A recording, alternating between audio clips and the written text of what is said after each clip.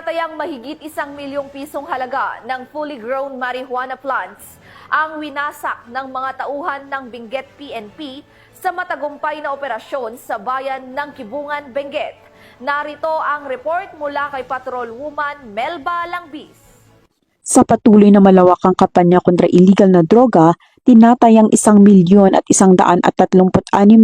pisong halaga ng fully grown marijuana plants ang nadiskubre ng maoperatiba sa sitio Bakugan, Takadang, Kibungan, Benguet kamakailan lamang.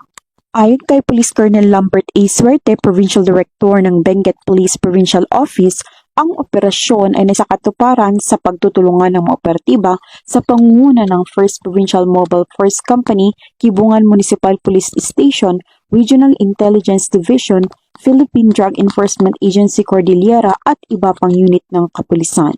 Bagamat walang nahuling cultivator, lahat ng nadiskubring marijuana ay naidokumento at sinunog sa mismong lugar habang ang sapat na sampol ay dinala upang isumite sa Regional Forensic Unit Cordillera para sa qualitative test. Ang pagpuksang ito ng kapulisan ay patuloy na pagsuporta sa kasalukuyang administrasyon na naglayong maging illegal drug-free ang ating bansa tungo sa mas progresibong bagong Pilipinas. Mula dito sa rehiyon ng Cordillera, ako ang inyong PNN correspondent, Patrolwoman Melba Langbis, alagad ng batas, tagataguyod ng Balitang Pulis.